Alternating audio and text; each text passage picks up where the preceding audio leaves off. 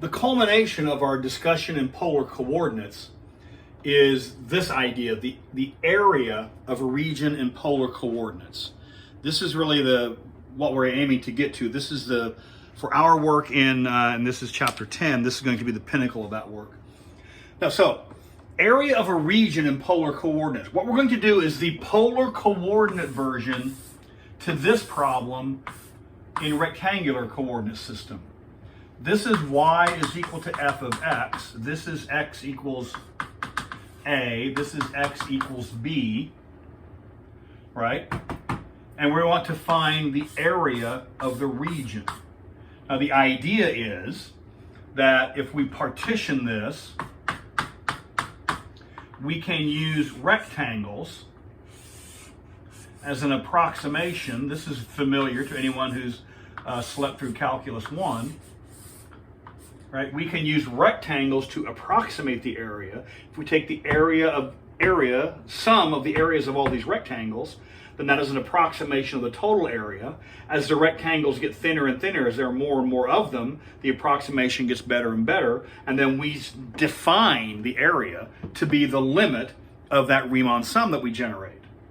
The key is we have a simple region whose area we can find, or that's going to be the basis for this argument.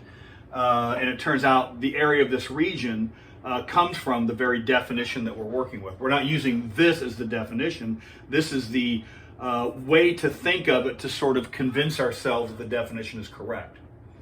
But we're going to have this structure similar to here. So what we want to do is this. Given the polar coordinate systems, I'm going to put the whole system here. Let us suppose I've superimposed the polar axis and the rectangular system on each other. Suppose it might be a limacon, it might be a rose curve, it might be any curve in polar coordinates. Let's suppose we just have some curve in polar coordinates. And here we have given, so what are the boundaries? Typically, the boundaries are the x-axis. Now, I want to bear in mind, when I write y is equal to f of x, over here we have r is equal to f of theta. So a couple things to bear in mind. X over here corresponds to theta over here. Not the same thing, but they have the same correspondence. They serve the same role. X is the independent variable. You're free to choose x. Theta is the independent variable. You're free to choose theta. Y is the dependent variable. R is the dependent variable. So y in this system corresponds to r in this system, in that analogy. So when we talk about the x-axis, the question is, what is the equation of the x-axis? The equation of the x-axis is y is equal to 0. Remember, y equals 0 in this language corresponds to r equals 0 in this language, and we know what r equal to 0 corresponds to. That corresponds to the pole. So there's a sense in which if the x-axis is the boundary here, that corresponds to the pole being the boundary here. Now we know that if it is possible, now we're not going to do this in this particular problem, it's possible to have a top boundary defined by one curve, and it's possible to have a bottom boundary defined by a different curve. We want to find the area of the region between those curves. We could, I'm not going to do it in this example, but we could have another curve here, and we were talking about the area between those curves in some way. We'll get there, but we'll stay in the shallow end of the pool for now. Let's stay with the x-axis as the boundary, because that was the simplest case we did back in Calc 1. That corresponds to the pole here. Now here's the next piece. X equal A. Remember when we do the graph paper, X equal A corresponds to a vertical line. X equal A corresponds to, this is one of the boundaries. And X equals B corresponds to a boundary. Now there's nothing magic about A and B. They can be any two constants. Similarly, over here, that corresponds to, what does X correspond to? X corresponds to theta. Theta equals, now we don't call these A and B. remember, just to keep things straight, on the x-axis, I will typically use A and B. On the y-axis, I will typically use C and D. You can use whatever letters you want, but it's a nice way to keep things straight. Well, remember, theta is an angle. I'm not going to use A and B. I'm going to use alpha and beta. Now, the question is, x equal A over here corresponds to a vertical line, but what did we say theta equals remember, alpha and beta are constants, just like A and B are fixed constants. What does theta equal a constant correspond to in this picture? Remember, theta equal constant is a line that passes through the pole. And so when I say theta equals alpha, I mean that. That's one of the boundaries of the region. When I say theta equal beta, so this is theta equal alpha. And then theta equal beta is another line that passes through the pole. Here is alpha. This angle is beta. This is theta equal beta. So those are the boundaries here. It's the function r is equal to f of theta. That's this boundary. R equals 0. That's the pole. That's just the, if you will, that's the bottom boundary. And then theta equal alpha is this side. Theta equal beta is this side. We're being asked to find that area, the area of that region. This, in polar coordinates, corresponds to this in rectangular coordinates. And the key is, over here, we have an elementary figure, rectangle, and this is the motivating idea behind this. We have an elementary figure, a rectangle, and we have the length of the area of a rectangle is given by length times width. The motivating idea here, this is not the definition, but this is the motivating idea, is here, when we find, when we find these rectangles, where do they come from? We partition the x-axis. We take the interval from A to B and cut it into small pieces. Here we take the angle interval between alpha and beta and cut it into small pieces. That doesn't correspond to a bunch of vertical lines. That corresponds to a bunch of lines through the pole. We're going to slice this into a collection of pieces. This corresponds to that. Now here we have an elementary figure whose area, in this case, is length times width.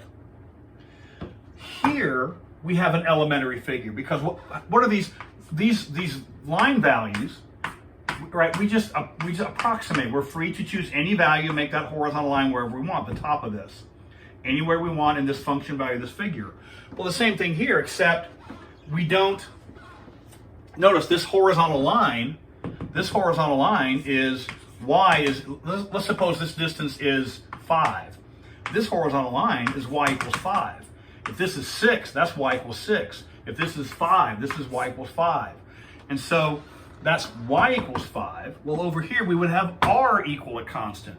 And r equal a constant is a circle centered at the origin. So each one of these would have a little arc, a portion of a circle that corresponds to that end. It's not a straight line, it's an arc of a circle, small little arc. Now, there are leftover bits here, but leftover bits here. We handle these leftover bits the same way we did these. What we need is an elementary figure, and the elementary figure here is an arc, a circular arc. And what we have from basic geometry, the area, if this is theta, and this is r, and the area of this, if theta is in radians, if theta is measured in radians, that's a key notion, if theta is measured in radians, then the area of this is 1/2 pi r squared, 1/2 r squared theta, 1/2 r squared theta. It is not obvious, but that's the area of a sector of a circle. That comes from a proportional statement when we have, well, actually it comes from this, but it comes from a proportional statement in ordinary geometry. So if theta is given and r is given, then we know the area of that sector, the area of a sector. So each one of these has area 1/2 r squared theta. All right? So this is pretty straightforward. The area of this region, what is the area of one of these? The area of one of these little pieces. That's my delta area. The delta area is 1/2 r squared. Well, r squared is the distance from the origin to this point. Well, what is that? That's the original point on the original curve. That is the original function value. The radius is the function value. 1/2 r squared. And then we need the angle. How large is that angle? Well, look, if this is theta equals alpha, theta equals beta, we've chopped this up into little pieces. Each one of these widths is delta x. Each one of these arcs is delta theta. Each one of these arcs is delta theta. And then the total area is approximately equal to the sum of all these.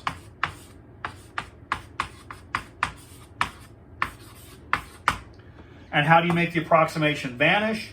You take the limit. So the area is equal to the limit of the sum of 1/2 f of theta squared delta theta. But that's the limit of a Riemann sum, and we know what that is. You do not need to do all this development every time you do the problem. I'm just showing you where this comes from in this language, the same way you saw where it comes from in that language back in Calc 1. Once you see it, you don't do this every time. You just do the final result. We know in this case the area is given by the integral from a to b, f of x dx, and you're off to the races, because that's the limit of the Riemann sum in that scenario.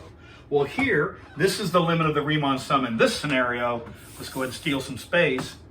The area is given by 1/2 multiplier, constant multipliers multiply along. I can bring that 1/2. So in polar coordinates, you always have the 1/2. In polar coordinates, you always have the 1/2. In polar coordinates, you always have the 1/2 multiplier. Integral from alpha to beta of f of theta squared d theta. And you do not need to develop that from scratch every time. That's just showing the motivation behind how it's done. In fact, this actually is the definition of area. Doesn't need to be developed. This is the definition of area from which we can get this area of a sector.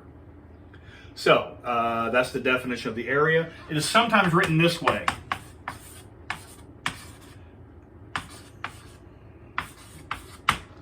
Because remember, r is equal to f of theta.